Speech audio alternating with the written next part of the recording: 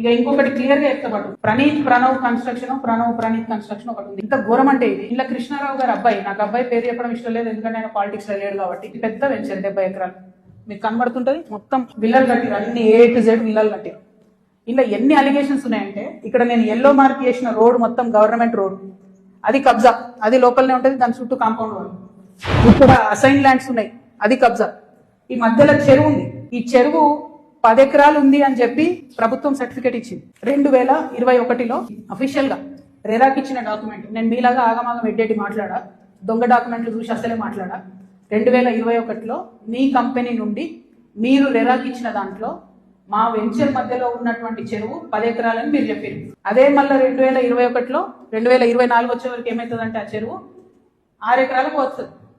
అంటే 4 ఎకరాలు ఎవరు మింగిన మధ్యలో, ఇది 6 ఎకరాలని మళ్ళీ అఫీషియల్ గా ఇరిగేషన్ డిపార్ట్మెంట్ ఇచ్చింది. ఇప్పుడు ఇంకా ఘోరం ఏంటంటే, ఈ మొత్తం 71 ఎకరాల ఈ సామ్రాజ్యంలో చుట్టూ కాంపౌండ్ వాళ్ళు కట్టింది. అంటే ఈ చెరువు యాక్సెస్ ఓన్లీ ఆ విల్లా వాళ్ళకు ఉంటుంది.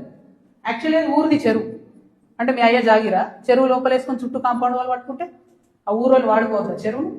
హైడ్రాకి దమ్ముంటే రేవంత్ రెడ్డి గారికి కానీ గవర్నమెంట్లో ఉన్న వ్యక్తులకు ఈ వెంచర్తో సంబంధం లేకపోతే యాక్సెస్ ఓపెన్ చేయండి, దానికి ఓపెన్ చేయండి. చెరువు మధ్యలో ఉంటుంది, చుట్టూ విల్లా, ఎక్కడికక్కడ కేజీఎఫ్ సామ్రాజ్యాలు.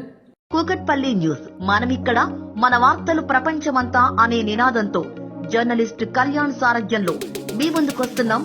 సబ్స్క్రైబ్ చేసుకుని ఆశీర్వదించండి.